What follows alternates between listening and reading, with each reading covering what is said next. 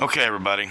Y'all been asking how this thing works. This is the second one I've ever built. This was just something I threw together to see if I couldn't make hydrogen, and I did. I had several explosions, pretty loud, shook the windows. Wasn't dangerous, it's just hydrogen and a soap and water in a mason jar. So, real simple. Take a mason jar, filled it about 3/4 of the way with water, which this is evaporated or spilt out anyhow. I have a tube, which is the fuel line tube of hydrogen that's going to run to my intake, which I showed in the other video, directly before the flap of the air flap. All I got is a positive and a negative hooked up to an all thread.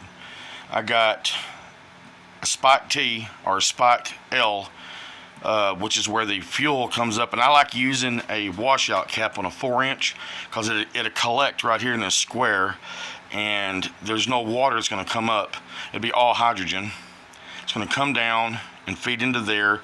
The bubbler itself is used for a backflash. The backflash, in case there is a backfire or something like that, it will not explode the actual cell itself. It will ignite itself in the bubbler. So I'm going to go ahead and take this off. That goes to the hydrogen fuel cell itself, and I'm going to show y'all how we did this. So all I have, real basic, is the cap, 2 all threads, and I sealed them up with epoxy. I have 3, hang on a second, I have 3 stainless steel plates, 1, 2, 3. I put a nut, a plate, a nut, a plate, or a nut, a plate, a nut, a nut, a plate. And then I used a washer on the bottom side of it just because I had it. And then I used another stainless steel punch plate, a nut, plate, nut, plate, nut, plate, nut, washer. So it's a nut, washer, nut. And that's it. Make sure they do not touch. That's the biggest thing about this, is I offset them, as you can see. So whenever I put it down inside the water itself, and I mix it about 3/4 of the way in this container, you can put distilled water, regular water, you can put creek water. If you ever ran out and you needed it, you can get creek water. It doesn't matter, but I use regular tap water. With this particular one, probably about a quart, I guess. I use a tablespoon and a half of baking soda with water. I fill it 3/4 of the way up, which you can see right here, this line. I fill it 3/4 of the way up, and all I do is put this back on, screw it in nice and tight, make sure you don't have any leaks at all, period. And again, this was just a really fast thrown together. I know it looks like crap, but this works. This produced hydrogen. It's hydrogen on demand, so it's not going to blow up because it's on demand. But it works, man. And all I did was take a positive, a negative, hooked it up to a 30-amp power supply. What I did is I hooked it up to my Milwaukee 18-volt battery to test it. And then I turned around and hooked it up directly to my truck and tested it, and it worked. So I built a new one. I have 3 now. I built a new one, which is more sophisticated, redneck style. But anyhow, I built it, and it works. It's on that truck right there. I've been driving forever and a minute. I did put 2 gallons of gas in today.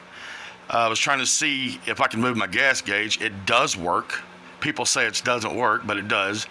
I do pull the fuel pump fuse out and show people that it does run. I have it on a video. It's like 4 minutes and 15 seconds or something like that. It's on my YouTube channel, which is Redneck Science LOL. But yeah, I mean, y'all go look at it and check it out. If y'all want to learn how to do this, feel free to contact me. It's easy, man. Just shoot me a message. I get it. I got about probably 2,000 messages. I try to answer them. I'm not charging for this. This is just an experimental stuff. This is something I like to do for a hobby. So I get comments and people saying, "Oh, you're gonna get killed. You're gonna get blown up. You're gonna do this. You're gonna do that." I don't pay no mind hardly to any of that. I don't like being cussed out. Nobody would. But hey, this is strictly for fun, but it does work, man. I'm telling you right now, it does work.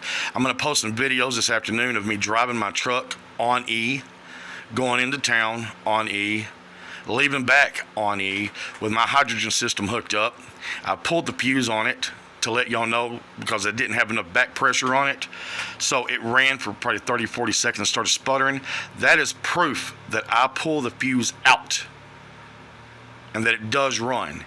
And the other videos that I have, I pulled the fuse out and it ran continuously because I had let the hydrogen build up enough pressure that it pushed positive pressure. It dumped into my intake prior to the airflow flap on the intake. That's the way I did it. That's how I got past the air mass, and it hasn't affected my computer whatsoever. But man, this stuff works, and yeah, it's redneck science. It's 8th grade science is what it is. It's that simple, and I don't understand why people hasn't figured it out. But you know what? I'm doing it. I'm having fun doing it. You guys are having a blast watching it. I appreciate all the comments. I appreciate all the phone calls, all the instant messages. Man, y'all have made me just happy. I do this because I love it. So until next time, peace out.